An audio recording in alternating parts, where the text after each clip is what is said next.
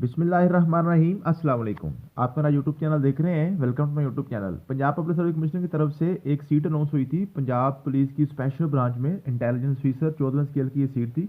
इसकी test preparation को हमने सेशन स्टार्ट किया था, अभी हमारा सेशन जारी है। तो अब चूँकि इसकी टेस्ट डेट भी करीब आ गई है, तो अब हमने कोशिश करनी है कि इसका जो हमने जो सिलेबस कवर कर लिया हुआ है ना, उसको भी साथ साथ हम रखें, उसके हम रिवीजन भी साथ साथ कर लें ताकि पिछला हमें भूलना जाए। आपको पता है कि हमने इसमें जो है ये आपका 80 मार्क्स का आपका जो था ये जनरल नॉलेज का पेपर है और 20 मार्क्स का आपका बेसिक कंप्यूटर स्टडी का पेपर है। ये आपको मैंने ये इसका एडवर्टीजमेंट खोल के दिखा दिया, इसका ये सिलेबस था। इसमें जो हमने कर लिया हुआ है, जनरल नॉलेज भी हमारा रहता है, ये हमने नहीं किया। पाकिस्तान स्टडी हमने मुकम्मल कर ली हुई है। करंट अफेयर अभी नहीं किया हमने, इस्लामिक स्टडी मुकम्मल कर ली हुई है, ठीक है। और उसके बाद जियोग्राफी भी हमारे रहता है।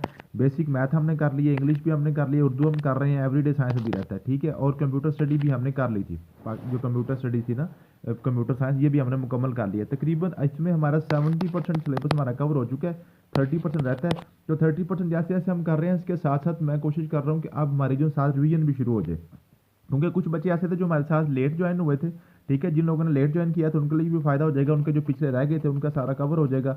और जो लोग अभी ज्वाइन हो रहे हैं उनके लिए भी ये फ़ायदा हो जाएगा कि उनको सारा का सारा सिलेबस जो है एक दफ़ा दोबारा हम करने लगे हैं। इसको हम रिवीजन सेशन स्टार्ट करने लगे हैं। तो रिवीजन सेशन में आपको पता है सबसे पहले हमने जब सेशन स्टार्ट किया था तब भी हमने कंप्यूटर साइंस से स्टार्ट किया था, क्योंकि 20 मार्क्स का आपका जस्ट कंप्यूटर साइंस है।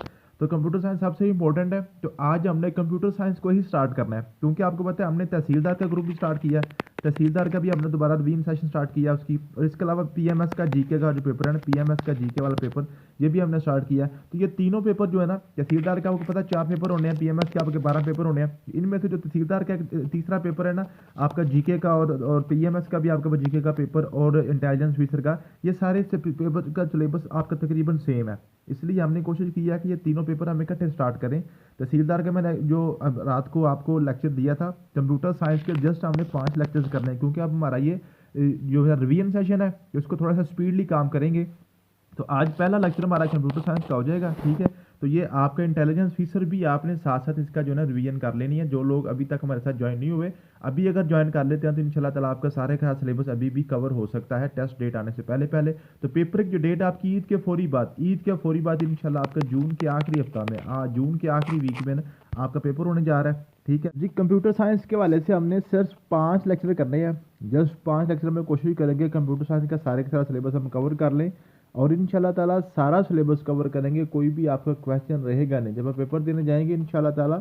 अगर आप ये 5 लेक्चर इसी तरीके से तैयार कर लेते हैं तो इंशाल्लाह आपका कोई भी क्वेश्चन स्किप नहीं होगा। एक आध क्वेश्चन आगे पीछे हो जाना कोई बड़ी बात नहीं होती, अदरवाइज आपके सारे के सारे क्वेश्चन कवर हो जाएंगे। फर्स्ट लेक्चर हमारा होगा कंप्यूटर फंडामेंटल्स पे, वो आज हम पढ़ेंगे। लेक्चर नंबर 2 हमारा होगा माइक्रोसॉफ्ट वर्ड पे। लेक्चर नंबर 3 होगा माइक्रोसॉफ्ट एक्सेल पे।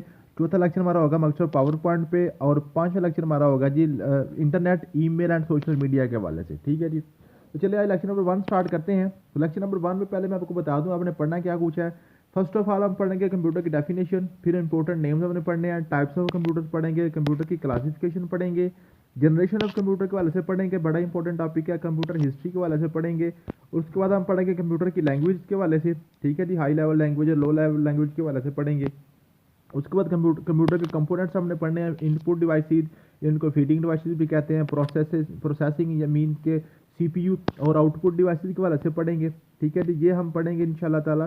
तो यूँ आज का हमारा जो सॉफ्टवेयर और हार्डवेयर के वाले से ये सारा कुछ पढ़ने के बाद, उसके बाद ये जो मैंने सारा आपको सिलेबस पढ़ाया है आज का फंडामेंटल के वाले से पढ़ाऊंगा, उसी के रिलेटेड आपके जितने भी पास पेपर क्वेश्चन जो बार बार रिपीट हुए हैं ना, बार बार जो आपके कंप्यूटर साइंस के वाले से, कंप्यूटर फंडामेंटल के वाले से आपके क्वेश्चन रिपीट हुए हैं, वो सारे के सारे क्वेश्चन ये मैंने नीचे आपके ये लिख दिए हैं, ठीक है जी। अगर आप ऊपर अभी जो हम पढ़ने लगे हैं सारे के सारा लेक्चर अच्छे तरीके से सुन के अच्छे तरीके से उसको तैयार करके, फिर आप ये वाले क्वेश्चन जो है ना, ये स्टेटमेंट दी हुई है सामने उसका आंसर दिया हुआ है, ये तकरीबन आपके पास 100 से ऊपर क्वेश्चन 131 क्वेश्चन बनते हैं, ठीक है। ये सारे के सारे क्वेश्चन भी आप साथ क्लियर कर लेते हैं, आप उनको ऊपर वरना कंसेप्ट अपना सारा क्लियर करके ये क्वेश्चन आप इसको याद कर लेते हैं, तो जो आपका कंप्यूटर फंडामेंटल्स के वजह से आपका जो टॉपिक है इंशाल्लाह ताला क्रिस्टल क्लियर आज हो जाएगा, ठीक है। इसको आपने अच्छे तरीके से पढ़ना है, ठीक है जी। तो चलते स्टार्ट करते हैं जी। फर्स्ट ऑफ ऑल आपने याद करना है जी व्हाट इज कंप्यूटर, कंप्यूटर क्या है, ठीक है जी। The word computer is derived from Latin word. जो कंप्यूटर की डेफिनेशन के वाले से आपके क्वेश्चन बन सकते हैं ना, यहाँ पे आपको क्लियर करता हूँ कि मैंने ये जो नोट्स हैं इनको शार्ट टेस्ट नोट्स हैं मेरे, इनको ये जितने शार्ट हो सकते थे मैंने शार्ट कर दी हैं। अब इससे मजीद आप शार्ट ना कीजिएगा, ठीक है। इसमें कोई भी क्वेश्चन, कोई भी लफ्ज़ ऐसा नहीं है जिसको छोड़ा जा सके। जितने भी लफ्ज़, जितने भी लाइनें छोड़ी जा सकती थी, स्किप हो सकती थी, मैंने स्किप ऑलरेडी कर दी हुई हैं। अब हर लाइन में आपके 2 से 3 क्वेश्चंस बन रहे हैं। हर लाइन में आपके पास पेपर क्वेश्चन मौजूद हैं जो बार बार क्वेश्चन आ चुके हैं, इसलिए आपने हर लाइन को अच्छे तरीके से बड़ा गौर से पढ़ना है। First of all, what is computer. Computer की जनाब डेफिनेशन में आपके क्वेश्चन कौन कौन से बनते हैं वो हम देख लेते हैं। कंप्यूटर की डेफिनेशन में सबसे पहले वो पूछेगा आपसे, कंप्यूटर जो है ना ये किस जुबान का लफ्ज़ है। ये लैटिन वर्ड है, लैटिन वर्ड है कंप्यूटर, ठीक है जी। उसके बाद पूछता है कंप्यूटर का मतलब क्या है। कंप्यूटर का मतलब है कैलकुलेट या काउंट करना, कैलकुलेट या काउंट करना। फिर वो पूछता है कंप्यूटर जो है ना वो कौन सी डिवाइस है। ये इलेक्ट्रॉनिक डिवाइस है, इलेक्ट्रॉनिक डिवाइस है। यहाँ से वो पूछेगा आपसे, बताएं जी कंप्यूटर जो है वो मैकेनिकल डिवाइस है, केमिकल डिवाइस है या इलेक्ट्रॉनिक डिवाइस। ये इलेक्ट्रॉनिक डिवाइस है, ये बिजली पे चलती है, ये पेट्रोल वगैरह पे नहीं चलती, ठीक है जी। ये आपकी इलेक्ट्रॉनिक डिवाइस है। ये 3-4 क्वेश्चन आपकी कंप्यूटर की डेफिनेशन से बन सकते हैं, इनसे बाहर इंशाल्लाह ताला क्वेश्चन नहीं आएगा। उसके बाद आपके पास इंपॉर्टेंट नेम्स हैं। ये 5 नेम्स आपने अच्छे तरीके से याद करने हैं। 5 नेम्स आपने अच्छे तरीके से याद करने हैं। फर्स्ट ऑफ ऑल नेम आपने याद करना है चार्ल्स बेबेज। चार्ल्स बेबेज को हम कहते हैं जी फादर ऑफ कंप्यूटर।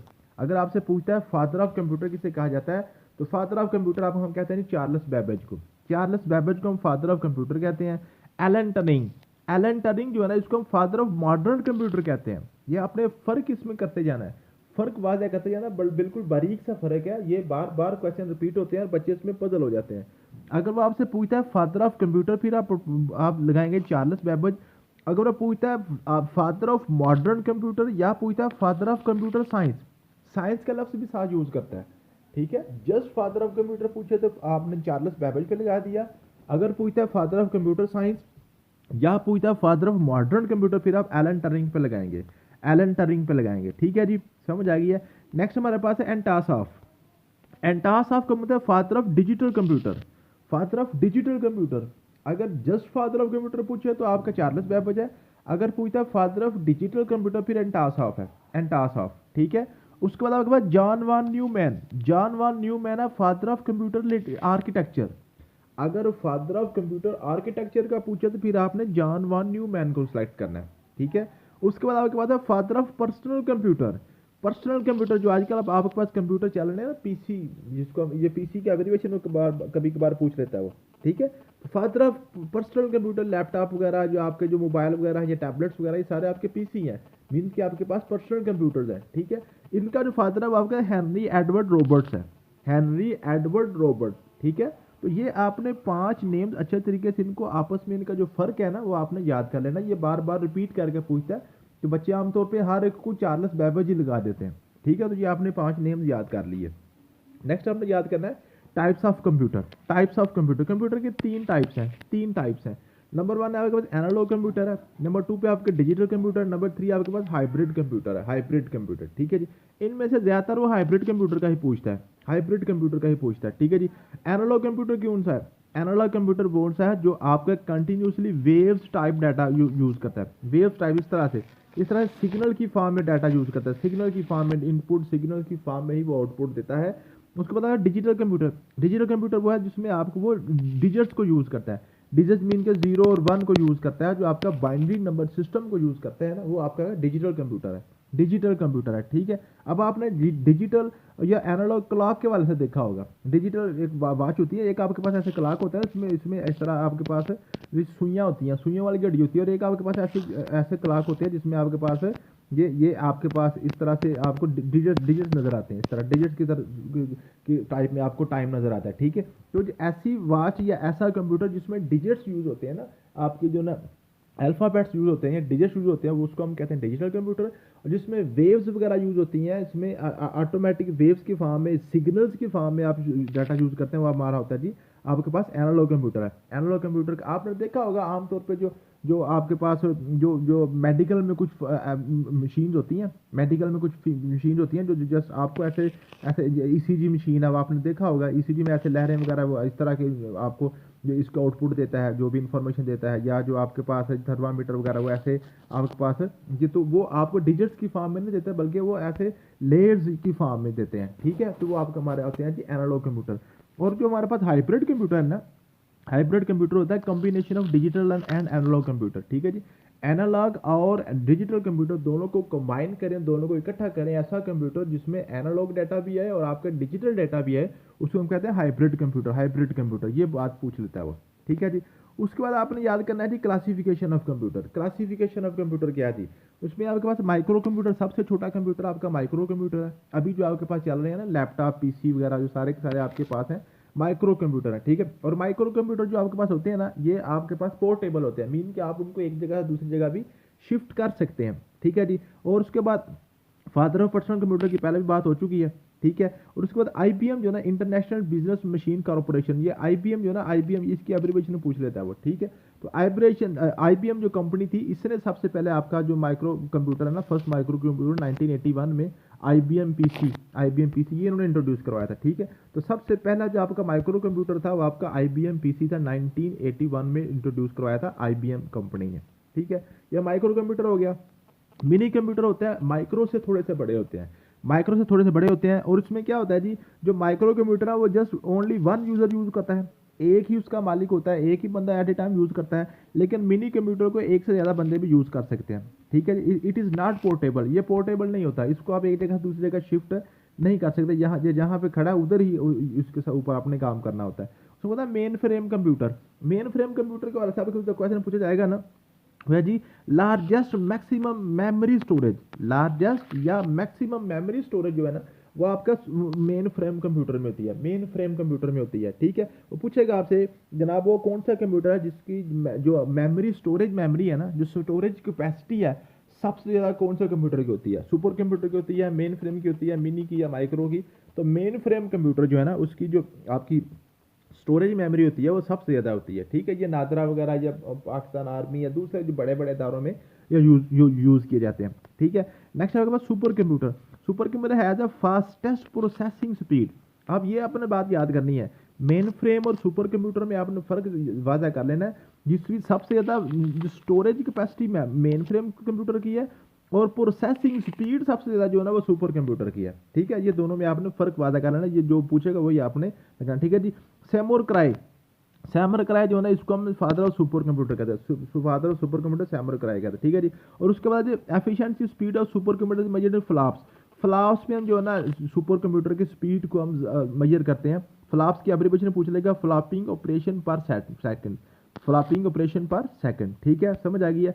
फिर एक इसके अलावा आपने वो याद बार बार पूछता है सुपर कंप्यूटर के वाले से, इस वक्त दुनिया का फास्टेस्ट कंप्यूटर कौन सा है। दुनिया का फास्टेस्ट कंप्यूटर जो है ना frontier computer of USA, frontier computer of USA जो है ना वो दुनिया का फास्टेस्ट कंप्यूटर है इस वक्त। इसके पास जो है ना ये रिकॉर्ड है, ये रिकॉर्ड 2022 से पहले जापान के पास था रिकॉर्ड, ये 2014 से 2022 तक जापान के पास था, जो उनका था ना फुगाकू, फुगाकू उनका था, जापान का कंप्यूटर था फुगाकू। 2022 तक उसके पास ये रिकॉर्ड था कि वो दुनिया का सबसे तेज तीन फास्टेस्ट कंप्यूटर था, ठीक है जी, समझ आ गया। मुझे उम्मीद है कि आपको यहाँ तक क्लियर होगा। आपने आपने क्या करना, थोड़ा सा इस पर पॉज करें और सबसे पहले आप ये जो मैंने थोड़ा सा आपको पढ़ाया ये आप इसको रिवाइज कर लें। What is computer, computer important names 5 कौन से वो आपने याद कर लें, इसको एक दफ़ा जुबानी आप ना उसको लिख के देखें, उसको प्रैक्टिस करें। क्लासिफिकेशन ऑफ कंप्यूटर में हवाले से देखें, कंप्यूटर की टाइप्स के हवाले से पूछ देखें, ठीक है। इसमें यहाँ से आपके 3-4 क्वेश्चन क्लियर हो जाएंगे।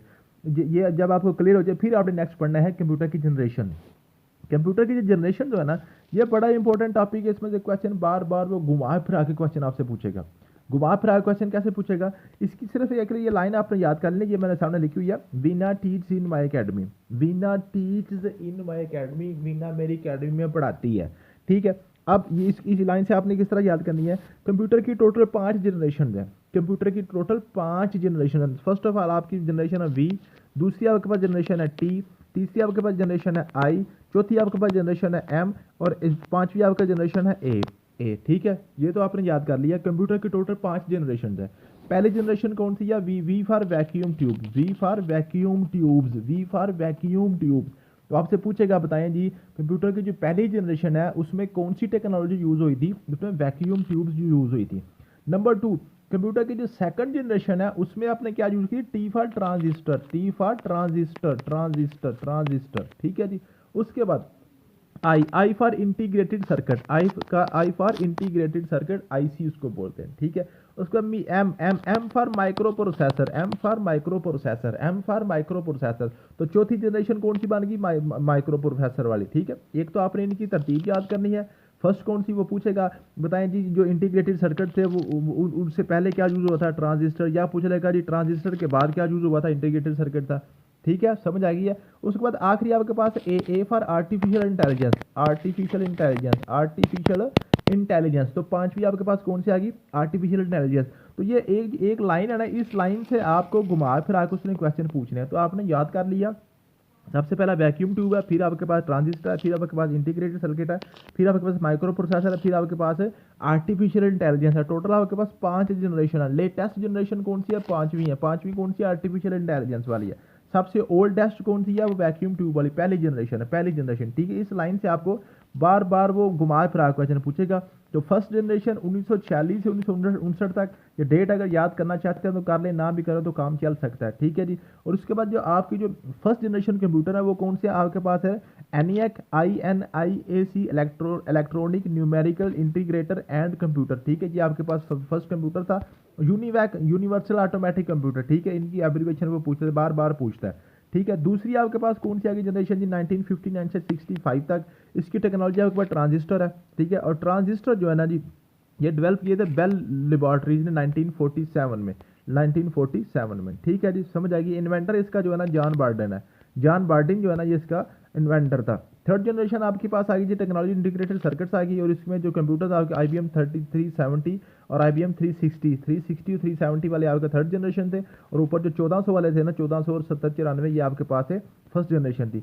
फोर्थ जनरेशन में टेक्नोलॉजी माइक्रो प्रोसेसर आ गई। फिफ्थ में आपके पास आर्टिफिशियल इंटेलिजेंस आ गई। पूछेगा जी आपके पास लेटेस्ट जनरेशन कौन सी चल रही है, आपके पास फिफ्थ जनरेशन चल रही है 1980 तक, ठीक है। मुझे उम्मीद है कि आपको कंप्यूटर जनरेशन के वजह से क्वेश्चन क्लियर होगा। अभी आप थोड़ा सा पास करें और कंप्यूटर जनरेशन को थोड़ा सा रिवाइज करें, ठीक है। कंप्यूटर जनरेशन को रिवाइज करें, कॉपी पेंसिल पकड़े, खुद इसको लिखने की अपने अंदाज में लिख के उसको याद करने की कोशिश करें, तो कंप्यूटर जनरेशन आपकी कवर हो जाएंगी। जब कवर हो जाएंगी फिर आपके पास नेक्स्ट आपने पढ़ना है, नेक्स्ट आपने पढ़ना है कंप्यूटर हिस्ट्री। कंप्यूटर हिस्ट्री क्या है जी, कंप्यूटर हिस्ट्री के वाले से आपने ये मैंने 8-10 लिखे हुए हैं, यही बार बार क्वेश्चन पूछता है वो, ठीक है। सबसे पहले पूछा जी फर्स्ट कंप्यूटिंग डिवाइस, दुनिया की सबसे पहले कंप्यूटिंग डिवाइस कौन सी थी, वो अबैकस थी, अबैकस, ठीक है जी। वो सिंपल एडिशन और मल्टीपल जो है ना एडिशन और सब्ट्रैक्शन वगैरह करती थी, ठीक है। अबैकस।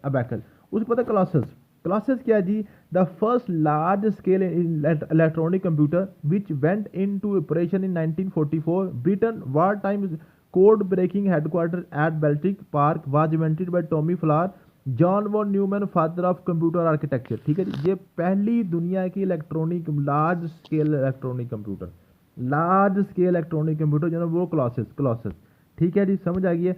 नेक्स्ट आपने याद करना है John Napier bone. John Napier was Scottish mathematician, he created logarithm table. तो लॉगरिथम टेबल जो है ना ये किसने की थी, जॉन नेपियर बोन ने। ये पूछ रहा था वो, बार बार पूछता है, मैंने बड़ी दफ़ा देखा ये क्वेश्चन आया होगा। ब्लेज पास्कल कैलकुलेटर इसने जनाब किया था, इन्वेंट किया था ब्लेज पास्कल ने जनाब के मैकेनिकल एडिंग मशीन थी, ठीक है, उसको हम कहते हैं ब्लेज पास्कल, इसको कहते हैं कैलकुलेटर, ब्लेज पास्कल कैलकुलेटर, ठीक है। वो पूछता है कैलकुलेटर किसने याद किया था। वॉन लेबनिज क्या जी, the von Leibniz was German scientist, he developed a calculation machine 1694, it was first calculator that could multiply and divide also. जो आपके पास अबैकस थी ना, अबैकस या ब्लेज पास्कल वाला कैलकुलेटर, वो सिर्फ जमा तफरी कर सकता था, ठीक है। लेकिन जो आपके पास वॉन लेबनिज है ना, इसने जो कैलकुलेटर बनाया था वो जनाब ज़रब और तकसीम भी कर सकता था, ठीक है। उसके बाद आपका चार्ल्स सेवियर जो है ना French scientist, Charles developed a machine that could perform addition, subtraction, multiplication and division. फिर ये जो आप चार्ल्स सेवियर है ना, इसकी जो अब जो कैलकुलेटर की मशीन थी ना, जो कैलकुलेटर था वो चारों कर सकता है, एडिशन, सब्ट्रैक्शन, मल्टीप्लिकेशन, डिवीजन, ये चारों ऑपरेशन कर सकता था। जो आपका वॉन लिबनिज था ना, ये ज़रब तकसीम करता था। जो आपके पास अबैकस या जो ब्लेज पास्कल वाला था वो जमा तफरी करता था। लेकिन जो आपके पास जो है ना ये चार्ल्स सेवियर वाला है, ये चारों काम इकट्ठे कर रहा था, ठीक है। पंच बोर्ड आपके पास, French engineer Joseph developed the punch board system for power looms, it was used to create specific weaving pattern और class, later on the system was using in computer device, ठीक है जी। तो पंच board पूछता है किसने बनाए थे जनाब, पंच बोर्ड ये जनाब ये बनाए थे जी ये जोसेफ ने, ठीक है। और ये किस लिए पंच बोर्ड यूज हुए थे? पंच बोर्ड जनाब ये जो है ना, ये आपके पास जो हुए थे कपड़े की फैक्ट्री में, कपड़े की जो पैटर्न और क्लाथ वगैरह में बनाने के लिए, ठीक है। उसमें एडसेक क्या जी, इसकी जो है ना एब्रीविएशन पूछता है, the electronic delay storage automatic calculator, electronic delay storage automatic calculator, इसकी जो है ना वो पूछता है आपके पास जो है ना, ये आपके पास होता है जी, ये इसकी एब्रीविएशन पूछ लेता है, ठीक है जी, समझ आ गई है जी। और उसके बाद पूछता है जी, ये एडसे करना, ये किसने, इसको इन्वेंट किसने किया था, किसने बनाया था? Alan Turing, father of modern computer, ये मैंने पहले आपको बताया, ठीक है। एंटास ऑफ जनाब ये professor in Iowa university, he is called father of digital computer, ये मैंने पहले भी आपको बता दिया। He invented electronic computer, he applied Boolean algebra to compute circuitry, Berry was co founder also known as ABC and task for Berry computer, ठीक है जी। तो ये एबीसी कंप्यूटर जो है ना, ये पूछता है, वो एबीसी की जो वो एब्रीविएशन बड़ी बड़ी ज़्यादा पूछता है, ये बड़ा कॉमन क्वेश्चन है, ठीक है। तो एबीसी एंटास ऑफ बैरी कंप्यूटर, ठीक है जी, एंटास ऑफ बैरी कंप्यूटर, जो बैरी था ना, एंटास ऑफ और बैरी दोनों ने जनाब मिलकर ये डिवाइस बनाई थी, जिसको कहते हैं एंटास ऑफ बैरी कंप्यूटर, एबीसी उसको बोलते हैं, ठीक है। उसमें चार्ल्स बेबेज आ गया, फादर ऑफ कंप्यूटर आ गया। और मार्क वन कंप्यूटर, ये बड़ा इंपॉर्टेंट है, पूछ लेता है, दुनिया का फर्स्ट कंप्यूटर। ऊपर जितनी भी आपने डिवाइसेस देखी है ना, वो सारी की सारी आपकी कैलकुलेटिंग डिवाइसेस थी, काउंटिंग डिवाइसेस थी या कैलकुलेटिंग डिवाइसेस थी। लेकिन जो एक ऐसी डिवाइस जिसको बाकायदा कंप्यूटर का नाम दे दिया गया, जिसको बाकायदा कंप्यूटर का नाम दे दिया गया, दुनिया का सबसे पहला कंप्यूटर मार्क वन कंप्यूटर था, मार्क वन कंप्यूटर, ठीक है जी, समझ आ गई है जी। ये आपके पास फर्स्ट ऑफ ऑल जो सबसे पहला कंप्यूटर था वो मार्क वन कंप्यूटर था। तो ये आपके पास आ गया कंप्यूटर हिस्ट्री के वाले से, ठीक है। थोड़ा सा वीडियो को पास करें और कंप्यूटर हिस्ट्री को, ये 9 के 9 जो ना आपके जो मैंने लिखे हुए हैं इन तरतीब के साथ, इनको आप अपनी जो ना अपने तरीके से इसको अपनी कॉपी पेंसिल पकड़ें, इसको लिखें, इसको याद करके देखें, इसको तरतीब के साथ इंशाल्लाह ताला आपके क्लियर हो जाएंगे। नेक्स्ट आप लेवल है कंप्यूटर लैंग्वेज। कंप्यूटर लैंग्वेज क्या होती है? कंप्यूटर में दो तरह की लैंग्वेज होती हैं। एक लैंग्वेज वो होती है जो हम कंप्यूटर से एक्सपेक्ट कर रहे होते हैं, जिस लैंग्वेज में हम कंप्यूटर को डेटा दे रहे होते हैं, और जिस लैंग्वेज में कंप्यूटर से डेटा हम ले रहे होते हैं, ये एक लैंग्वेज है। और एक लैंग्वेज दरमियान में होती है जो कंप्यूटर समझता है, कंप्यूटर को हमारी लैंग्वेज की समझ नहीं आती, कंप्यूटर को हमारी लैंग्वेज की समझ नहीं आती। कंप्यूटर सिर्फ एक ही जुबान जानता है, वो होती है आपके पास बाइनरी डिजिट, बाइनरी जीरो और वन की जुबान से कंप्यूटर जानता है। लेकिन हम तो जीरो और वन की जुबान नहीं जानते, हमें तो आती है, इंग्लिश आती है, उर्दू आती है, बाकी स्पेनिश, ये वो जिस जिस भी मुल्क में, जिस भी एरिया में लोग कंप्यूटर को यूज़ कर रहे हैं, उनको अपनी जुबान का पता होता है। लेकिन कंप्यूटर क्या करता है जी, कंप्यूटर जनाब सिर्फ जीरो और वन की जुबान को समझता है, बाइनरी डिजिट्स को, ठीक है। अब ये जो जुबान है ना, एक आपकी, इसको जो जुबान कंप्यूटर समझता है वो लो लेवल लैंग्वेज कहलाती है, और जो जुबान इंसान समझते हैं वो हाई लेवल लैंग्वेज कहलाती है, ठीक है। अब हाई लेवल और लो लैंग्वेज के दरमियान एक आपके पास ट्रांसलेटर लगे होते हैं, जो हमारी हाई लेवल को लो लेवल में चेंज करता है, फिर कंप्यूटर से इंफॉर्मेशन लेके लो लेवल को हाई लेवल में चेंज करके हमें दे देता है, ठीक है। तो ये कंप्यूटर की लैंग्वेज के वाले से, ठीक है। प्रोग्राम क्या जी, the set of instruction that given a computer to perform task is called program. जो भी आपने कोई टास्क कंप्यूटर को दिया हुआ है तो उसको हम कहते हैं जी प्रोग्राम कहते हैं, उसको हम क्या कहते हैं? प्रोग्राम कहते हैं। अब प्रोग्राम के लिए आपके लैंग्वेज होना जरूरी है। लैंग्वेज के आपके पास दो टाइप्स हैं, हाई लेवल लैंग्वेजेस और लो लेवल लैंग्वेजेस, ठीक है। वो पूछेगा आपसे हाई लेवल कौन सी है? A type of language that is close to human language and far from computer, जो ह्यूमन के तो करीब है लेकिन कंप्यूटर से दूर है, वो आपके पास हाई लेवल लैंग्वेज है। हाई लेवल लैंग्वेज में Java, COBOL, BASIC, Pascal, C plus plus, Python, Fortran, Lisp और विजुअल बेसिक, ये 9 तकरीबन आपके पास हाई लेवल लैंग्वेज बनती है। इनमें से ज़्यादा से ज़्यादा यही पूछेगा आपसे कि बताएं जी कोबोल जो है वो कौन सी लैंग्वेज है, बेसिक कौन सी लैंग्वेज है, या इनके एब्रीविएशन पूछ लेगा, ठीक है। तो सभी की मैंने आपके पास एब्रीविएशन भी नीचे लिखी हुई है। COBOL stands for common business oriented language, ठीक है, कॉमन बिजनेस ओरिएंटेड लैंग्वेज, ठीक है। इसी तरह ये देखें बेसिक लिखी हुई है जी, BASIC stand for beginners all purpose symbolic instruction code, ठीक है। तो ये इनकी या तो आपसे पूछेगा, इनके जो एब्रीविएशन पूछ लेगा, या पूछ लेगा बताएं बेसिक जो आपकी हाई लेवल लैंग्वेज है या लो लेवल लैंग्वेज है। तो ये सारी की सारी आपकी हाई लेवल लैंग्वेज है। लो लेवल लैंग्वेज कौन सी है? लो लेवल आप near to computer and far from human language, जो कंप्यूटर जिनको समझता है वो लो लेवल लैंग्वेज है, और वो फार फ्रॉम ह्यूमन लैंग्वेज मीन के ह्यूमन से वो दूर होती है, हमें नहीं समझ आती, ठीक है। वो हमारे पास दो तरह की है, मशीन लैंग्वेज जिसको 0 और 1 यानी कि बाइनरी की जुबान कहते हैं, ठीक है। दूसरी आपके पास असेंबली लैंग्वेज है, नीमोनिक्स, ठीक है। ये पहले यूज होती थी, अब तो ये यूज नहीं होती, लेकिन ये भी हमारी लो लेवल लैंग्वेज है, ये भी लो लेवल लैंग्वेज में आती है। तो यहाँ से मैं पूछ सकते हैं आपसे, बताएं जी मशीन लैंग्वेज जो है ना ये आपकी लो लेवल लैंग्वेज है या हाई लेवल लैंग्वेज है? असेंबली लैंग्वेज बताएं लो लेवल है या आपके पास हाई लेवल है, ठीक है। उसके बाद आपके पास है आपके पास है जी लैंग्वेज ट्रांसलेटर। लैंग्वेज ट्रांसलेटर क्या है जी? लैंग्वेज ट्रांसलेटर जैसे मैंने आपको पहले बताया कि जब कंप्यूटर को हमारी ज़ुबान की समझ नहीं आती, हमें कंप्यूटर की ज़ुबान की समझ नहीं आती, तो दरमियान में एक ट्रांसलेटर होगा ना, जो जो हमारी बात कंप्यूटर को समझाएगा और कंप्यूटर की बात हमें समझाएगा, ठीक है। ये तीन तरह के असेंबलर है, इंटरप्रेटर और कंपाइलर है। ये तीनों बड़े इंपॉर्टेंट है, बार बार वो पूछता है, लेकिन यहाँ पे बच्चे मिक्स अप कर देते हैं। अब इसमें फ़र्क आपने याद कर लेना है। असेंबलर का नाम आपने याद कर लेना, इसके नाम से जा रहा है असेंबली लैंग्वेज। असेंबलर से क्या निकलता है? Assembly language. जो जो ऐसा ट्रांसलेटर जो असेंबली लैंग्वेज को मशीन लैंग्वेज में चेंज करता है उसको हम कहते हैं असेंबलर। असेंबली लैंग्वेज को मशीन लैंग्वेज में कन्वर्ट करने वाला जो आपके पास ट्रांसलेटर है वो आपके पास असेंबलर कहलाता है। फिर आपके पास है इंटरप्रेटर और कंपाइलर। ये दोनों बड़े इंपॉर्टेंट है, इसमें आपके पास अक्सर बच्चे मिक्सअप कर जाते हैं, ठीक है। कंपाइलर क्या जी? कंपाइलर और इंटरप्रेटर क्या जी? आप देखें, आपने ये ट्रांसलेटर है ना, आपने इंग्लिश की ग्रामर देखी होगी। कोई भी आप 8वीं या 9वीं 10वीं क्लास या एफएससी कोई भी आप क्लास को अगर पढ़ा रहे हैं तो आपने देखा होगा एक आपके पास इंग्लिश ऐसे लिखी हुई है, इंग्लिश के साथ नीचे हर लाइन के नीचे उर्दू का उसका ट्रांसलेशन लिखी होती है, उर्दू तर्जुमा साथ लिखा होता है। और बाद औक़ात ऐसा होता है कि पूरा ऊपर पैराग्राफ लिखा होता है और उसी पूरे पैराग्राफ के नीचे उसको उर्दू तर्जुमा लिखा होता है। मीन्स के बाद औक़ात हर लाइन बाय लाइन आपको ट्रांसलेशन मिल रही होती है और बाद औक़ात आपको पूरे पूरे पैरा की ट्रांसलेशन इकट्ठी मिल रही होती है, ठीक है। तो वो ऐसी ट्रांसलेशन जो आपकी लाइन बाय लाइन होती है वो होती है इंटरप्रेटर। इंटरप्रेटर जो भी कंप्यूटर में लाइन बाय लाइन ट्रांसलेशन करता है, लाइन बाय लाइन आपकी हाई लेवल लैंग्वेज को लो लेवल लैंग्वेज में चेंज करता है, उसको हम कहते हैं जी इंटरप्रेटर। और जो हमारे कंप्लीट पैराग्राफ, कंप्लीट डॉक्यूमेंट्स को एकदम एट वंस जो है ना, एट वंस का लफ्ज़ यूज़ करेगा या एज ए होल का लफ्ज़ यूज़ करेगा, ठीक है। एट वंस कन्वर्ट कर देता है या एज ए होल कन्वर्ट कर देता है, उसको हम कहते हैं कंपाइलर। कंपाइलर कंप्लीट से निकला है, कंप्लीट से, इस तरह भी आप याद कर सकते हैं, ठीक है।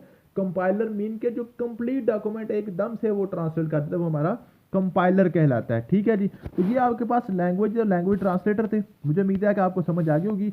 आप फिर थोड़ा सा पॉज करें वीडियो को, पॉज करने के बाद वक्फा लें और आप इसको ज़रा अच्छे तरीके से, अभी मैंने ऊपर जितने भी आपको कंसेप्ट कराए हैं ना, कंप्यूटर करवाया है, कंप्यूटर, उसके बाद आपको जना कंप्यूटर की टाइप्स करवाई हैं, कंप्यूटर की क्लासिफिकेशन करवाई है, एक जनरेशन ऑफ कंप्यूटर कराया है, कंप्यूटर की हिस्ट्री करवाई है, और उसके बाद कंप्यूटर लैंग्वेज और लैंग्वेज ट्रांसलेटर, ये सारे के सारे एक दफ़ा आप इसको रिवाइज करें, कापी पे अपने अंदाज में लिख के इसको कोशिश करें, याद करें। अगर वो क्लियर हो जाते हैं फिर आप नेक्स्ट देखें। नेक्स्ट हमारे पास है कंपोनेंट्स ऑफ कंप्यूटर। कंप्यूटर के कंपोनेंट्स कौन कौन से हैं, ठीक है जी। अब कंप्यूटर के मेन 3 कंपोनेंट्स आपके, नंबर 1 आपके पास इनपुट या फीडिंग डिवाइसेस उनको हम कहते हैं। नंबर 2 आपके पास है प्रोसेसिंग या सीपीयू। मीन के सबसे पहले आपने इनपुट दिया इस कंप्यूटर का, कंप्यूटर उसको प्रोसेस किया, उसको स्टोर किया, फिर वो क्या करेगा, आउटपुट देगा, उसका जो भी रिजल्ट निकलेगा, जो भी रिस्पॉन्स होगा वो देगा, उसको हम कहते हैं जी आउटपुट डिवाइसेस। आउटपुट डिवाइसेस, यही 3 डिवाइसेस ही आपने कंप्यूटर फंडामेंटल में पढ़नी है। सबसे पहले हम पढ़ेंगे इनपुट डिवाइसेस या फीडिंग डिवाइसेस, उसके बाद हम पढ़ेंगे प्रोसेसिंग या सीपीयू सेंट्रल प्रोसेसिंग यूनिट, या हम पढ़ेंगे आउटपुट। तो तीनों हम बार बार हम पढ़ते हैं, बारी बारी पढ़ते हैं, ठीक है जी। फर्स्ट ऑफ ऑल हम पढ़ते हैं जी इनपुट डिवाइसेस। इनपुट डिवाइसेस हमारे पास कौन सी हैं? इनपुट डिवाइसेस हैं जी that devices which allow user to enter data into the computer. ऐसी डिवाइसेस जो कंप्यूटर के अंदर डाटा डालने की इजाज़त देती हैं वो हमारी होती हैं जी इनपुट डिवाइसेस, ठीक है जी। तो इनपुट डिवाइसेस कौन कौन सी हैं? सबसे पहले हमारे पास जो सबसे इंपॉर्टेंट डिवाइस है वो होती है जी कीबोर्ड। कीबोर्ड जो है ना most commonly use feeding input device computer is called keyboard, ठीक है। ये पूछता है बार बार पेपर में क्वेश्चन पूछता है कि आपकी मोस्ट इंपॉर्टेंट की जो आपके पास इनपुट डिवाइस है वो कौन सी है? वो आपकी कीबोर्ड है, ठीक। कीबोर्ड जो मोस्टली कॉमनली यूज, सबसे ज़्यादा जो यूज़ किया जाता है कंप्यूटर की इनपुट डिवाइस को, वो आपकी होती है कीबोर्ड, ठीक है जी। उसके बाद it was invented by Christopher Latham Sholes. Christopher Latham Sholes ने जनाब इसको 1874 में इसको क्या किया था, इसको उसने इन्वेंट किया था, इसको ईजाद किया था, ठीक है। ये कीबोर्ड की ईजाद के बारे में पूछते हैं, बताएं जी कि जो कीबोर्ड किसने बनाया था सबसे पहले, ठीक है। It use for entry of text bye depression of keys. ये बड़ा इंपॉर्टेंट है। क्या कहता है? कहता है जी जो आपका कीबोर्ड है उसको आप कैसे यूज़ करते हैं? आप उसके जो कीज हैं, जिसको जो बटन लगे हुए हैं ना, उनको प्रेस करते हैं, डिप्रेस करते हैं, दबाते हैं, ठीक है जी।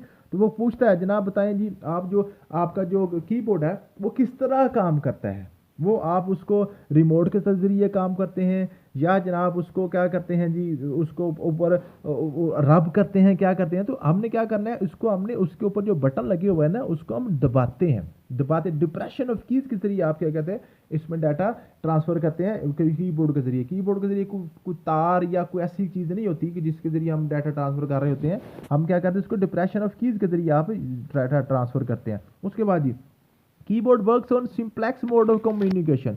अब सिंप्लेक्स मोड ऑफ कम्युनिकेशन ये क्या है, ये जो मैंने सामने लिखा हुआ है इसको आप क्लियर कर लीजिएगा। मोड ऑफ कम्युनिकेशन कौन सी होती है, कम्युनिकेशन होती है एक दूसरे को तक बात को पहुंचाना। ये तीन तरह की कम्युनिकेशन होती है, simplex mode of communication, half duplex communication, duplex communication. या सिंप्लेक्स कम्युनिकेशन क्या है, सिंप्लेक्स कम्युनिकेशन ये है कि जैसे आपके पास रेडियो है ना, रेडियो से आपको आवाज़ आ रही है, रेडियो से आपको आवाज़ आ रही है, आपकी आवाज़ रेडियो को नहीं जा रही। आप चाहे को उसके पास बैठ के जितना मर्जी शोर करें ना, तो रेडियो को आपकी आवाज़ नहीं जा रही, रेडियो की आवाज़ सिर्फ आपको आ रही है। टीवी की स्क्रीन से आपको कुछ नज़र आ रहा है, आपको टीवी नहीं, टीवी आपको नहीं देख रहा, आप टीवी को देख रहे हैं। तो ऐसी कम्युनिकेशन जिसमें वन वे ट्रैफिक होती है, वन वे ट्रैफिक होती है, एक ही काम हो रहा होता है, वो हमारी होती है जी सिंप्लेक्स मोड ऑफ कम्युनिकेशन। एक हमारे फिर duplex mode of communication. Duplex जैसे आप टेलीफोन कर रहे हैं, किसी को फोन कर रहे हैं, तो फोन में क्या आपकी आवाज़ जा भी रही है और अगले बंदे की आवाज़ आ भी रही है, एक ही वक्त में दो काम हो रहे हैं, इनपुट भी हो रही है और आउटपुट भी हो रही है। ये हमारे पास है डुप्लेक्स मोड ऑफ कम्युनिकेशन। एक होती है half duplex mode of communication. Half duplex क्या होती है कि ऐसी डिवाइस जो दोनों काम कर तो सकती है लेकिन एट ए टाइम एक ही करती है, एट ए टाइम एक वक्त में एक ही काम करती है, वो कर सकती है दोनों काम, लेकिन वो डिवाइस जो है ना एक वक्त में एक ही काम करती है। जैसे वायरलेस फ़ोन है ना, वायरलेस फ़ोन पुलिस वालों के पास आपने देखा होगा, तो वायरलेस ऑपरेटर क्या करता है, जब वायरलेस ऑपरेटर को कोई आवाज़ आ रही होती है, फिर से इंस्ट्रक्शन आ रही होती है, तब वो नहीं बोल रहा होता। फिर क्या कहता है, जब वो उसकी इंस्ट्रक्शन को सुन लेता है, फिर जनाब बटन को ऑन करता है ऊपर लगा हुआ, फिर अपनी आवाज़ पीछे को भेजता है। ठीक है, तो एक ही वक्त में दोनों काम इकट्ठे नहीं होते, एक काम मुकम्मल होता है फिर दोबारा दूसरा काम शुरू होता है। ठीक है, तो एक ही वक्त में जो दोनों काम डिवाइसेज करती हैं आपकी डुप्लेक्स मोड होती है। और ऐसी डिवाइस जिसको दोनों काम कर तो सकती है लेकिन एक वक्त में एक ही करती है, वो आपकी हाफ डुप्लेक्स होती है। और एक ऐसी डिवाइस जो काम कर ही एक सकती है, दूसरा काम उसमें पॉसिबल ही नहीं है, वो आपकी होती है सिंप्लेक्स मोड ऑफ कम्युनिकेशन। मुझे उम्मीद है कि आपको कम्युनिकेशन मोड की समझ आ गई होगी। उसके बाद आपके पास है QWERTY. QWERTY keyboard is commonly used in computer. QWERTY क्या जी, कवर्टी QWERT। ये आप कोई भी आपका कंप्यूटर है या लैपटॉप है ना, उसका आप कीबोर्ड देखें, सबसे पहले आपको ये 1 2 3 4 5 ऊपर लेकर आएगी आपको न्यूमेरिकल कीज। नीचे जहाँ से आपके पास अल्फ़ाबेट शुरू होती है ना, जहाँ से आपकी ABC की जो कीज शुरू होती हैं, जो बटन शुरू होते हैं, आप देखेंगे सबसे पहले Q लिखा होगा, फिर W लिखा होगा, फिर आपके पास E लिखा होगा, फिर आपके पास R, फिर T, फिर Y। तो ये पहली लाइन में आपका ये तरतीब के साथ ये अल्फ़ाबेट्स चलते हैं, तो उसी नाम से इसका क्वेटी कीबोर्ड रख दिया गया है। उसी नाम से इस कीबोर्ड का नाम जो हमारा कॉमनली हम यूज़ करते हैं, ये हमारा कौन सा जी क्वेटी कीबोर्ड है। ठीक है, उसके बाद आपके पास है जी standard keyboard has 104 keys. Total 104 button होते हैं कीबोर्ड के ऊपर, 104 बटन होते हैं। ठीक है जी। लार्जेस्ट की on keyboard is called space bar. जो सबसे बड़ी की है उसके नीचे, सबसे नीचे वो क्या होती है, वो आपकी स्पेस बार होती है। स्पेस बार सबसे बड़ी की है, वो पूछ लेता है लार्जेस्ट की ऑन कीबोर्ड इज वो कौन सी होती है, वो आपके पास स्पेस बार होती है। अब हम देख लेते हैं कीबोर्ड के ऊपर कौन कौन सी कीज होती हैं। कीबोर्ड को आपने बड़ी डिटेल से पढ़ना है, कीबोर्ड से बड़े क्वेश्चन आते हैं। ठीक है जी, तो कीबोर्ड के ऊपर जनाब फंक्शनल कीज सबसे पहले तो होती हैं।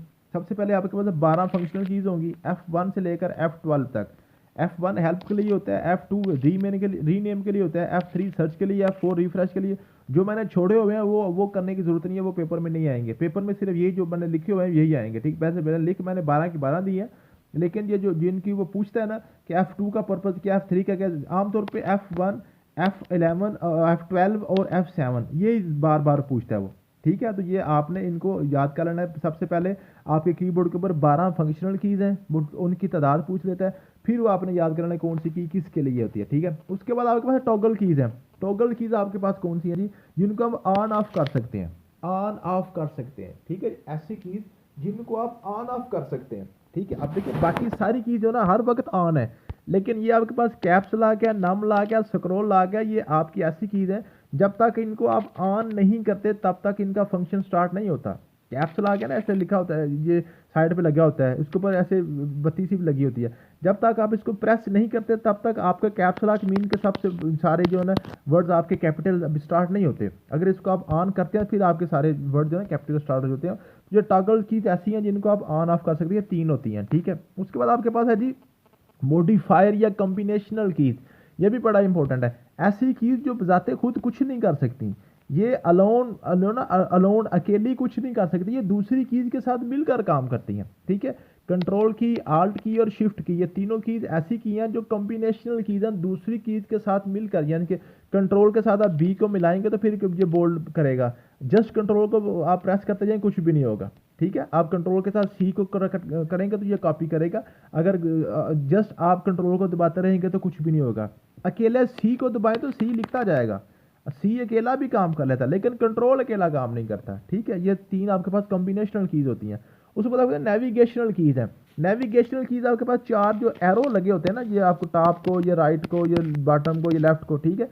तो ये आपको, इसको हम कहते हैं नेविगेशनल कीज। नेविगेशनल कीज कितनी होती हैं? 4 होती हैं, ठीक है जी।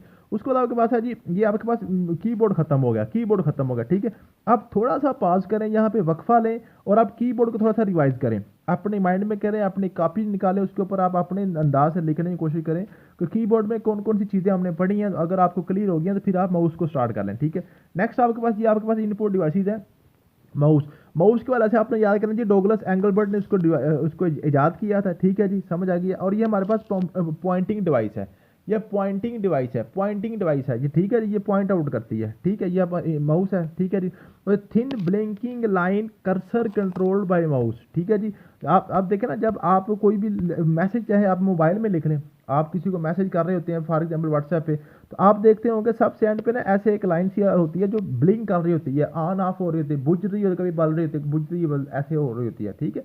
ये ब्लिंक कर रही होती है, जैसे जैसे आप लिखते जाते हैं ये आगे आगे ऐसे मूव करती जाती है, ठीक है। इसको हम कहते हैं थिन ब्लिंकिंग लाइन को हम कहते हैं कर्सर। ये बड़ा इंपॉर्टेंट है, बार बार पूछता है वो, ठीक है।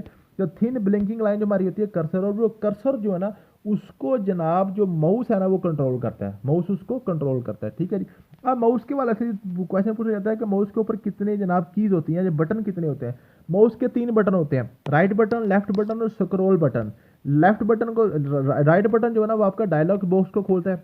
आप राइट क्लिक करें ना माउस का ये ऐसे ऐसे आपके पास 3 चीज़ है ना, ठीक है। राइट को आप क्लिक करेंगे तो आपके पास पूरी की विंडो खुल जाती है, उसमें रिफ्रेश लिखा होता है, कॉपी पेस्ट वगैरह सारे ऑप्शन मिलकर पूरा डायलॉग बॉक्स खुलता है, ठीक है। अगर आप लेफ्ट की को दबाते हैं तो लेफ्ट की सिलेक्शन पर्पज के लिए यूज होती है, कोई डायलॉग बॉक्स वगैरह नहीं खुलता। और ये दरमियान में ऐसे घेर सा लगा होता है ना, गरारी सी लगी होती है, इसको अब आप इसको घुमा सकते हैं, घुमा के क्या है, इसको वर्टिकली ऊपर नीचे ऐसे आप घुमा सकते हैं, इसको आप हॉरिजेंटली नहीं घुमा सकते, ऊपर नीचे ऐसे घुमाते हैं तो ये हमारी होती है जी, इसको हम स्क्रॉल बार कहते हैं, ठीक है जी।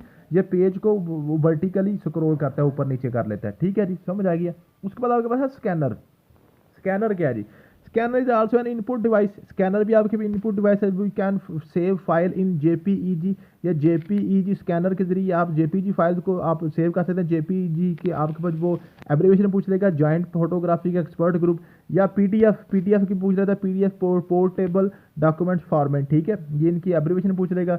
बीसीआर बार कोड रीडर, ठीक है जी, ये भी आपका इनपुट डिवाइस है, ये पूछ लेगा कि बार कोड रीडर इनपुट है कि आउटपुट है, ये अपने नाम याद करना है और साथ इसकी आपने क्या करना है, बीसीआर की एब्रिविएशन याद करनी है। MICR magnet ink character recognition, ठीक है, ये भी आपने याद करना है इसको, ये इनपुट डिवाइस है। OMR optical mark reader, joystick, light pen, track ball, microphone और वेब कैम, ये सारे के सारे इनपुट डिवाइसेज हैं। अच्छा, ये ट्रैक बॉल जो है, ट्रैक बॉल ये ऐसे आपका कीबोर्ड है ना, तो कीबोर्ड के ऊपर पहले ना एक साइड पे ऐसे एक ऊपर से ना गोली सी लगी होती थी, गोली वगैरह, ठीक है। ये बॉल सी जो गेंद सी बनी होती थी, उसको हम घुमा के ना माउस वाला काम किया करते थे, ठीक है। तो अब तो ये नहीं आती, अब तो माउस तो स्टार्ट हो गया, ठीक है। तो ट्रैक बॉल जो ना ये भी आपकी इनपुट डिवाइस है, ठीक है। Commonly fixed on the keyboard as mouse, ठीक है, माउस की तरह काम करती थी, ये फिक्स होती थी। तो ये यहाँ पे आपकी जो है ना इनपुट डिवाइसेस खत्म हो गई, ठीक है। आप इसको थोड़ा सा यहाँ पे वक्फा करके इनपुट डिवाइसेस को दोबारा थोड़ा सा रिवाइज कर लें तो इंशाल्लाह ताला आपका कवर हो जाएगा। अगर आपको इनपुट डिवाइसेस कवर हो गई हैं तो फिर आप नेक्स्ट स्टार्ट कर दें। कंप्यूटर जो है ना आपके पास ये जो है जी, ये आपके पास आएगा जी, ये सेंट्रल प्रोसेसिंग यूनिट, ठीक है, CPU। पहले मैंने आपको बताया इनपुट, उसके बाद सीपीयू, उसके बाद आपके पास आना है आउटपुट। ठीक है, तरतीब के साथ आप याद कर लें। अब सीपीयू क्या है जी? सीपीयू क्या है जी? इसको हम ब्रेन ऑफ कंप्यूटर भी कहते हैं। सीपीयू को हम क्या कहते हैं? ब्रेन ऑफ कंप्यूटर भी कहते हैं। सबसे इंपॉर्टेंट पार्ट होता है ये कंप्यूटर का।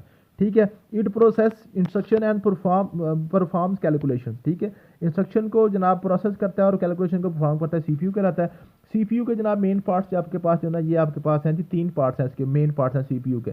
Number 1 control unit, number 3 arithmetic logic unit, number 3 आपके पास मेमोरी। ठीक है, ये सीपीयू के 3 पार्ट्स हैं। अब सीपीयू के जो कंट्रोल यूनिट क्या है जी?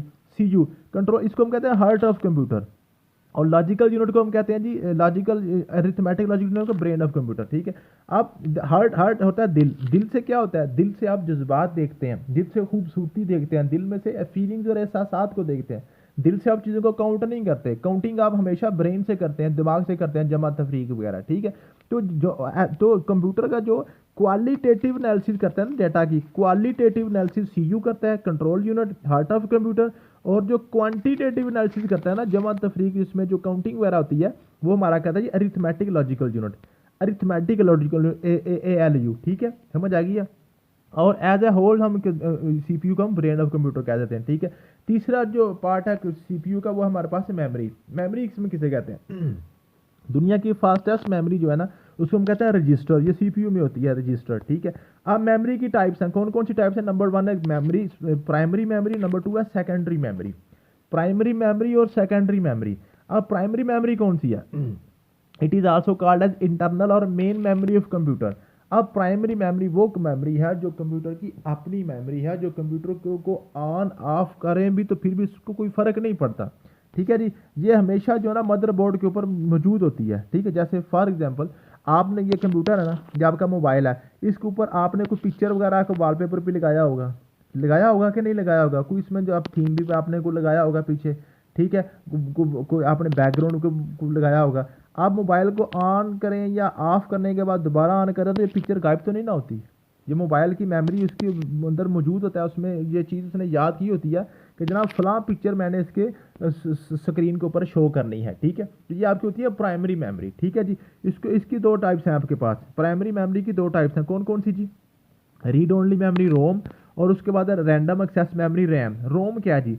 रोम है the memory use to boot or on the system for authentication of computer system is called read only memory. Mean कि ऐसी मेमोरी जो आपने उसको बूट करना है सिस्टम को या ऑन करना है। बूट ऑन एक ही बात है। ठीक है, आप किसी भी सिस्टम को, मोबाइल को, लैपटॉप को चलाने के लिए, स्टार्ट करने के लिए जो मेमोरी चाहिए होती है ना, मीन के मेमोरी की क्या ज़रूरत है कि लैपटॉप या कंप्यूटर को पता चले कि अब मैंने जब इसने ये बटन प्रेस किया तो अब मैंने ऑन करके कौन कौन सी चीज़ें सामने लेके आए, उसने याद रखा होता है कि फ़लाँ पिक्चर मैंने जो है ना वॉलपेपर पे लगानी है, फ़लाँ थीम मैंने दिखाना है इनको, फ़लाँ मैंने कलर स्कीम इनकी दिखानी है।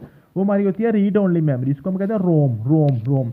ये रोम जो है ना, रीड ओनली मेमोरी, ये आपकी ख़त्म नहीं होती। कंप्यूटर को ऑफ करें या ऑन करें, ये हमेशा उसके अंदर सेव रहती है, ये ख़त्म नहीं होती। ठीक है जी, अब रोम जो है ना, रोम की आपके पास 3 टाइप्स हैं, पी रोम, ईपी रोम और ईईपी रोम। इनकी एब्रीविएशन पूछता है। ईपी रोम है programmable read only memory, EP ROM है erasable programmable read only memory. ठीक है जी, और ईईपी है electrically erasable programmable read only memory. ठीक है, ये आपकी रोम की 3 टाइप्स हैं, इनकी सिर्फ एब्रीविएशन आपसे पूछेगा।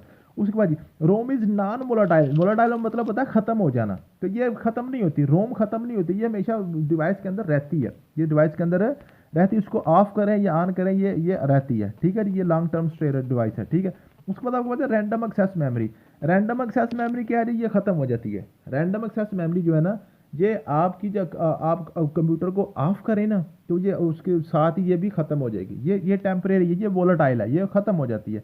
इसकी 2 टाइप्स हैं, एस रैम यानी कि स्टैटिक रैम, और डी रैम मीन के डायनामिक रैम। स्टैटिक रैम और डायनामिक रैम, इसकी 2 टाइप्स, सिर्फ आपने नाम याद कर लेना। ठीक है, ये आपकी प्राइमरी मेमोरी होगी। अब आपके पास है सेकेंडरी मेमोरी। प्राइमरी मेमोरी वो है जो आपकी कंप्यूटर की अपनी मेमोरी है। ठीक है, और सेकेंडरी मेमोरी है जो आप बाहर से उसके अंदर कोई आप अपने मोबाइल या लैपटॉप में कोई आप मेमोरी कार्ड डाल देते हैं, कोई आप कोई इसके साथ कोई और डिवाइस लगा देते हैं। ठीक है, यूएसबी डिवाइस है, उसमें आप इंस्टॉल कर देते हैं, उसमें साथ अटैच कर देते हैं, तो वो आपकी क्या जी सेकेंडरी मेमोरी मीन के एक्सटर्नल मीन के बाहर से जो मेमोरी आप उसमें डाल देते हैं। उसमें आपके पास मैग्नेटिक टेप है, फ्लॉपी डिस्क है, कम्पैक्ट डिस्क है, सीडी जिसको हम बोलते हैं, डिजिटल वर्सटाइल डिस्क जिसको हम डीवीडी कहते हैं, ठीक है, हार्ड डिस्क वगैरह। तो ये आपने इनकी आपने स्टोरेज कैपेसिटी, ये बड़ा इंपॉर्टेंट है। ये जो सेकेंडरी मेमोरी है ना, ये जो पैराग्राफ है, इसको आपने बड़े गौर से अच्छे तरीके से याद कर लेना, ठीक है। इसको कम्पैक्ट डिस्क की स्टोरेज कैपेसिटी 700 MB से 680 MB या 680 MB है, ठीक है जी। और डीवीडी जो है इसकी 4 टाइप्स हैं, single sided, single layer. Single sided, single layer mean के जो जो आप सीडी आपने देखा होगा इस तरह से वो पत्ता सा होता था, ठीक है, सीडी में वो इसको डालते थे। तो ये आपने क्या करते थे, वो उसके ऊपर सिंगल लेयर और सिंगल साइड मीन के एक ही उसके ऊपर जो ना लेयर होती थी, एक ही साइड पे वो चलता था और एक ही उसमें फिल्म या गाना जो भी आपने को मूवी वगैरह देखनी होती थी उसमें वही होती थी, ठीक है। सिंगल साइडेड डबल लेयर का क्या मतलब है, सिंगल साइडेड एक ही तरफ चलती थी, ठीक है, लेकिन उसमें डबल लेयर्स वगैरह होती, ठीक है। और डबल लेयर का क्या मतलब है कि आप उसको एक तरफ चलाएं तो जनाब उसकी और कुछ आता था, अगर उसको दूसरी तरफ वो चला दें, उल्टा चलाएं तो उसको कोई और मूवी वगैरह यूज़ हो जाती थी, इस्तेमाल हो जाती, उसमें जो ना शो होना शुरू हो जाती थी, ठीक है जी। तो ये इसने आपने इनकी जो स्टोरेज कैपेसिटी है ना, single sided, single layer, single double sided, double layer वगैरह, ये सारी आपने अच्छे तरीके से याद करनी है, बार बार क्वेश्चन पेपर में पूछता है, ठीक है जी। उसके बाद आपके पास हार्ड डिस्क है। It is also called power house of computer, computer का पावर हाउस है, ठीक है। इसके 2 टाइप्स हैं, हार्ड डिस्क HDD या सॉलिड स्टेट ड्राइव्स SDD, ठीक है जी। उसके बाद आपके पास है जी ये सारी हार्ड डिस्क भी आपकी सेकेंडरी मेमोरी है ना, जो बाहर से आप लगा रहे हैं। उसके बाद आपके पास है यूनिवर्सल सीरियल बस यानी कि USB। उसके बाद पेन ड्राइव और मेमोरी कार्ड, ये सारी की सारी आपकी कौन सी है, सेकेंडरी मेमोरी है। मुझे उम्मीद है कि आपको प्राइमरी मेमोरी और सेकेंडरी मेमोरी की समझ आ गई होगी। उसके बाद आपके पास कैशे मेमोरी है, type of high speed memory that serve as buffer between CPU and RAM. आपके पास जो read only random access memory और CPU के दरमियान बफर मेमोरी होती है, एक टेम्परेरी मेमोरी होती है, ठीक है, आरजी मेमोरी होती है, उसको हम कहते हैं कैशे मेमोरी। ये बड़ी हाई स्पीड मेमोरी होती है, ठीक है। ये आपकी यहाँ तक आपकी मेमोरी क्लियर होगी, ठीक है। तो यहाँ तक अगर आपको क्लियर हो गया है तो यूँ आपका जनाब जो है इनपुट डिवाइसेस सारी कंप्लीट हो जाएंगी।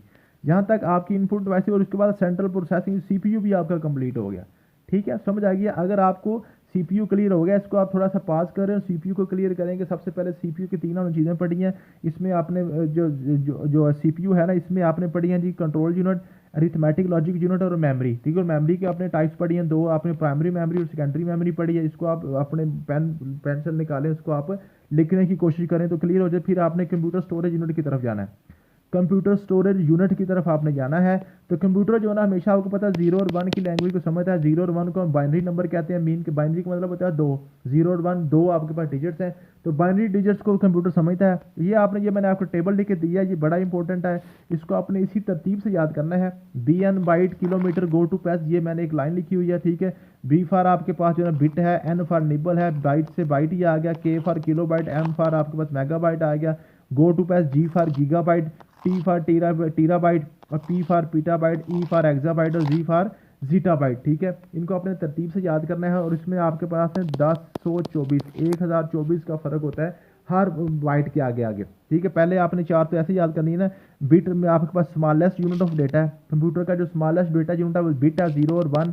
अब 4 बिट्स मिल जाए तो आपके पास निबल बन जाता है, और 8 बिट्स मिल जाए तो आपके पास बाइट बन जाएगा, ठीक है। या इसको हम कहते हैं जी आपके 2 निबल्स मिलकर आपके पास एक बाइट बना देता है, ठीक है जी। या कहते हैं जी जो आपके पास है बाइट है ना, जो हाफ ऑफ बाइट है वो निबल के बराबर होता है। ये वो मुख्तलिफ अंदाज से आपको क्वेश्चन पूछ लेगा। फिर पूछेगा किलो बाइट से क्या मुराद है, किलो बाइट से मुराद है 10 की पावर 3 बाइट्स। किलो का मतलब आपको पता है वैसे भी 1000 होता है, ठीक है। तो 1000 बाइट्स या 1024 बाइट्स याद कर लें, या आप इसको कर लें 10 की पावर 3 बाइट्स। आगे आगे फिर आपने इनको इसी तरतीब के साथ BN byte kilometre go to patch, और इसको आपने तरतीब के साथ 10 की पावर 3 इसमें ऐड करते जाए। पहले किलो बाइट 10 की पावर 3, मेगाबाइट 10 की पावर 6, और गीगाबाइट 10 की पावर 9, टेराबाइट आपके पास आ गया जी, टेराबाइट या टीराबाइट एक ही बात, 10 की पावर 12, 15, 18 और 21, ठीक है। 10 की पावर 3 इसमें ऐड करते जाए तो आपके पास है जो ना आगे आते जाएगा कि किलो बाइट में 10 की पावर 3 बाइट्स होती हैं, यानी कि 1024 बाइट्स मिलाएं तो किलो बाइट्स बन जाती है। फिर आपके पास जो है ना 1024 किलो बाइट्स मिलाएं तो आपके पास मेगाबाइट्स बन जाती हैं, और इसमें एक 10 की पावर 6 बाइट्स के बराबर होती है। ये कंप्यूटर स्टोरेज यूनिट्स आपने इस तरीके से यहाँ पे वीडियो को पॉज करें और कंप्यूटर स्टोरेज यूनिट्स को कम से कम 15 से 20 मिनट तक इसको आप अच्छे तरीके से बार बार रिवाइज करें। कंप्यूटर स्टोरेज यूनिट्स में क्वेश्चन बहुत ज़्यादा पूछे जाते हैं, इनको कम से कम आपने 50 दफ़ा रिवाइज करना है। 50 दफ़ा रिवाइज करेंगे तो फिर ये कंप्यूटर स्टोरेज यूनिट आपके माइंड में बैठेंगे, अदरवाइज ये निकल जाते हैं, ठीक है। उसके बाद आखिरी आपके पास टॉपिक होता है आउटपुट डिवाइसेज। आउटपुट डिवाइसेज क्या है जी? आउटपुट डिवाइसेज ऐसी हैं जिनसे कंप्यूटर से जो रिस्पॉन्स आता है, इसकी भी दो टाइप्स हैं। एक आपके पास है जी सॉफ्ट फॉर्म आउटपुट डिवाइसेज, एक आपके पास है hard form output devices. Soft form output devices ऐसी हैं जो कंप्यूटर के स्क्रीन पर सिर्फ आप देख सकते हैं, सिर्फ आपको चीज़ें दिखा देती हैं, मूवी वगैरह है, जब जो भी आपका प्रिंट है या डॉक्यूमेंट, आप सिर्फ देख सकते हैं, उसको टच नहीं कर सकते, हाथ नहीं लगा सकते, वो आपकी सॉफ्ट फॉर्म आउटपुट डिवाइसेज हैं। और कुछ डिवाइसेज ऐसी भी होती हैं जो आपको हार्ड फॉर्म में मीन के पेपर वगैरह जो प्रिंट वगैरह निकाल के आपके हाथ में पकड़ा देती हैं, वो आपकी होती हैं जी हार्ड फॉर्म आउटपुट डिवाइसेज। जो सॉफ्ट फॉर्म आउटपुट डिवाइस में सबसे पहले आपका मॉनिटर होता है, मॉनिटर सबसे इंपॉर्टेंट जो आपकी आउटपुट डिवाइसेज है वो आपके मॉनिटर है। मॉनिटर क्या करता है जी, आपको इसको हम कहते हैं visual display unit, VDU, visual display unit है, ठीक है जी, जो आपको सिर्फ दिखाता है चीज़ें, ठीक है जी। और ये जो मॉनिटर है ना, इसकी जो है ना वो पूछ लेता है आपके पास जो है ना इसकी मेजरमेंट, हम कहते हैं कि हमने 32 इंच की LCD लगाई है या 45 इंच की LCD लगाई है, और जो इन सब मेजर करते हैं ना, जो LCD या मॉनिटर की आप जो उसकी जो साइज़ है वो वर्टिकली मेजर करते हैं या हॉरिजॉन्टली करते हैं। ये ना तो वर्टिकली करते हैं ना ही हॉरिजॉन्टली करते हैं, बल्कि इसको हम डायगनली मेजर करते हैं, डायगनली कॉर्नर से कॉर्नर तक, ठीक है। इसकी मेजरमेंट डायगनली होती है, पूछता है वो, ठीक है जी। मॉनिटर की आप मेजरमेंट किस तरह करते हैं, डायगनली करते हैं, ठीक है जी। Resolution of power of monitor की पूछ लेता है, ठीक है, उसको हम पिक्सल कहते हैं, पिक्सल कहते हैं, इतने पिक्सल का कैमरा है या इतने पिक्सल की जो है ना आपके पास पिक्चर है, ठीक है। तो रेजोल्यूशन पावर ऑफ मीटर को हम क्या कहते हैं जी, पिक्सल कहते हैं, पिक्सल, ठीक है जी, समझ आ गया। अब मॉनिटर की टाइप्स आपने दो तीन पढ़नी है, उसमें CRT cathode ray tube monitor, ठीक है जी। उसके बाद लिक्विड क्रिस्टल डिस्प्ले, इसको हम LCD कहते हैं।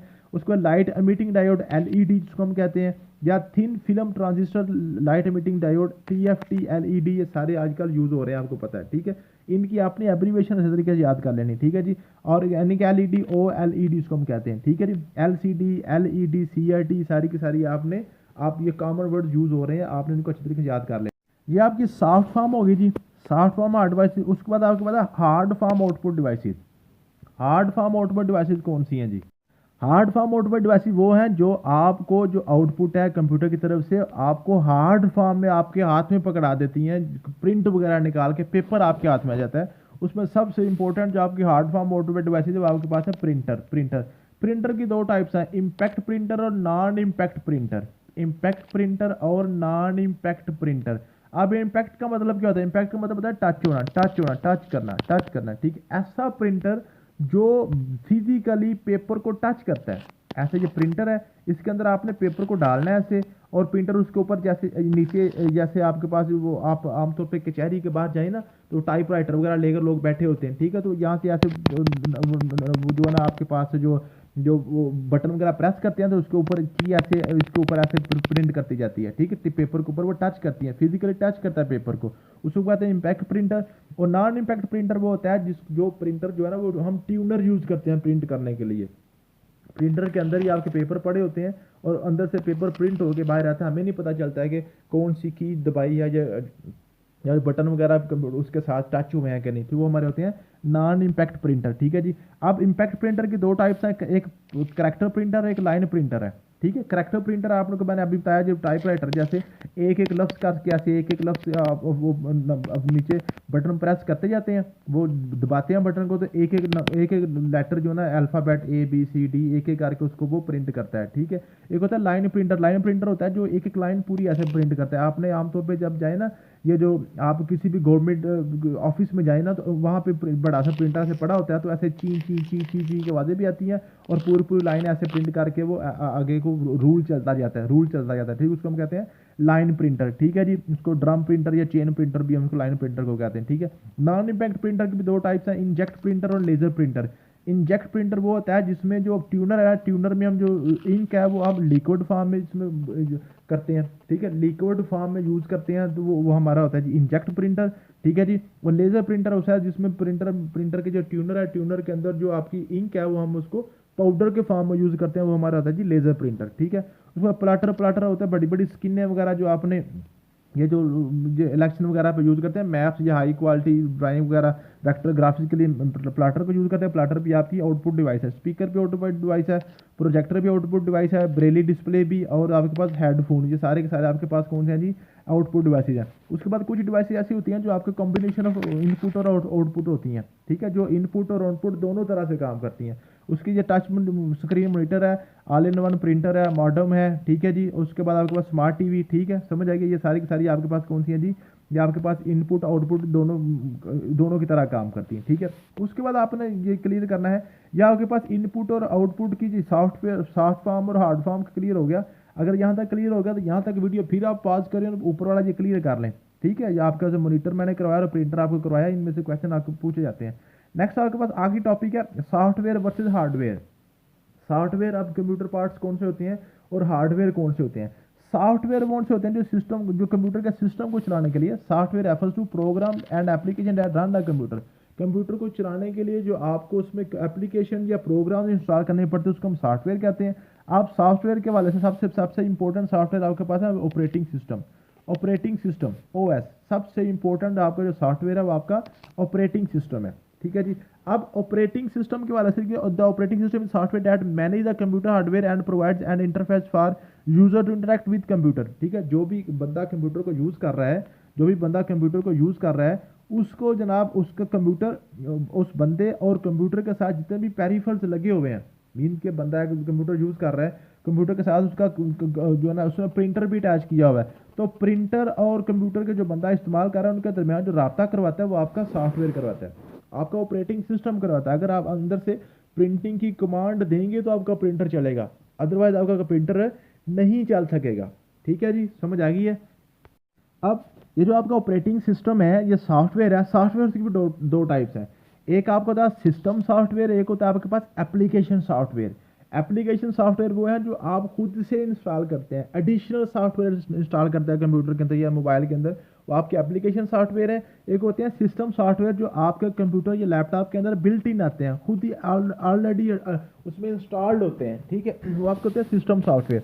अब सिस्टम सॉफ्टवेयर का जो आपने जो ऑपरेटिंग सिस्टम याद करने हैं, ये विंडोज़ की आपने तकरीबन 14 टाइप्स हैं, ये आपने याद करनी है। सबसे पहली जो विंडो आई थी ना, जो कंप्यूटर में सबसे पहली विंडो थी वो थी विंडो 1.0 1985, विंडो 1985, लेकिन ये कोलैप्स कर गई थी, ये मार्केट में आई नहीं थी, ये चली नहीं थी, ये फ्लॉप हो गई थी, ठीक है। उसके बाद जो सबसे पहले जो सक्सेसफुल ऑपरेटिंग सिस्टम था वो विंडो 95 थी, विंडो 95, ठीक है, ये सबसे पहली विंडो आई थी, पूछ लेता है वो सबसे पहली सक्सेसफुल ऑपरेटिंग सिस्टम कौन था, विंडो 95 था। 95 के बाद 96 नहीं आई, पूछता है वो, ठीक है जी। 95 के बाद कौन सी आई थी, तो 97 आई थी, 98 आई थी, 99 भी नहीं आई, ठीक है जी। फिर 2000 आई है, 2000 के बाद विंडो मिलीनियम आई है, फिर विंडो एक्सपी आई है, फिर विंडो एनटी आई है, फिर विंडो 2003 आई है, फिर विंडो विस्टा आई है, और उसके बाद विंडो 2007 आई है, 2003 के बाद 2007 आई है। और ये विंडोज 2007 जो है ना, विंडोज 7 के वाले से पूछा जाता है कि major changing made in operating system. सबसे ज़्यादा जो चेंजिंग आई थी 2007 में आई थी कंप्यूटर के विंडोज़ में, सबसे ज़्यादा जो मेजर चेंजिंग विंडोज 7 में आई थी, ठीक है। विंडोज 7 के बाद विंडो 8 भी आई थी, और विंडो 8 के बाद विंडो 9 नहीं आई, पूछता है वो तो इनमें से कौन सा ऑपरेटिंग सिस्टम नहीं है, विंडो 7, विंडो 8, विंडो 9 और विंडो 10।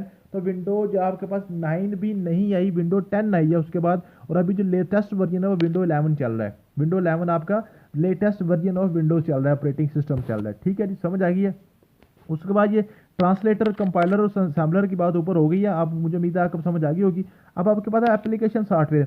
एप्लीकेशन सॉफ्टवेयर वो है जो आपने खुद से इंस्टॉल करते हैं, additional to facilitate the user, जो यूज़र की फैसिलिटी के लिए जो आप एडिशनल यूज़ करते हैं ना, जैसे आपने फेसबुक इंस्टॉल कर लेते हैं, यूट्यूब इंस्टॉल कर लेते हैं, ये आपके पास है एप्लीकेशन सॉफ्टवेयर है, ठीक है जी, समझ आ गया। उसके बाद आपके पास है जी यूटिलिटी प्रोग्राम। यूटिलिटी प्रोग्राम्स क्या होते हैं, यूटिलिटी प्रोग्राम्स ऐसे होते हैं जो आपने कंप्यूटर की सिक्योरिटी के लिए आप यूज़ करते हैं, कंप्यूटर की सिक्योरिटी के लिए आपने वायरस या उसमें जो एरर वगैरह आती है ना, एरर वगैरह से आपने कंप्यूटर को बचाने के लिए आप यूज़ करते हैं, उसको हम कहते हैं यूटिलिटी प्रोग्राम्स, ठीक है। उसको हम एंटीवायरस आमतौर पर यूज़ होता है, एंटीवायरस, ठीक है। अब जो वायरस है ना, वायरस की एब्रीविएशन पूछ लेता है वो, वायरस कहते हैं vital information resource under seize, ठीक है, जिसको हम कहते हैं, ये है आपके पास वायरस की जो ना एब्रीविएशन पूछ रहा था, ये आपने अच्छे से याद कर लेनी, ठीक है।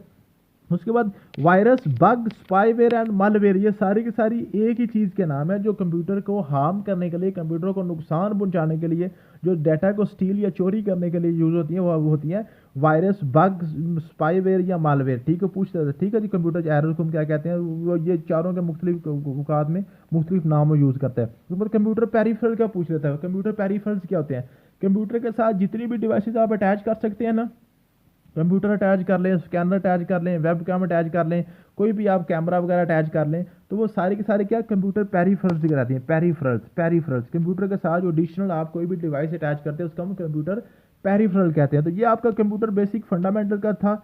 इससे बाहर इंशाल्लाह ताला आपका कोई भी क्वेश्चन कंप्यूटर फंडामेंटल का नहीं आएगा। अगर आपने अच्छे तरीके से ऊपर से सारा लेक्चर सुना है, इसको तैयार किया है, तो ये सारे के सारे नीचे जो क्वेश्चन है ना, ये आपके सारे मोस्ट रिपीटेड एमसीक्यूज हैं। ये ऐसे एमसीक्यूज हैं जो आपके 10-10 20-20 दफ़ा मुख्तलिफ पेपर्स में रिपीट हो चुके हैं। तो ये आप साथ ये भी पढ़ लीजिएगा, और ऊपर सारा आप जो ना आज लेक्चर सारा आप जिसको कंसेप्चुअली क्लियर कर लें, तो इंशाल्लाह ताला आपका जो है ना, आप समझें कि आज का आपका 20% कंप्यूटर आपका कंप्लीट हो गया, क्योंकि मैंने सिर्फ 5 लेक्चर्स में 100% कंप्यूटर आपका कवर करना है। तो आपका 20% कंप्यूटर जो है ना आज के लेक्चर में कवर हो जाएगा। थैंक यू सो मच, मिलते हैं नेक्स्ट वीडियो में। अल्लाह हाफिज़।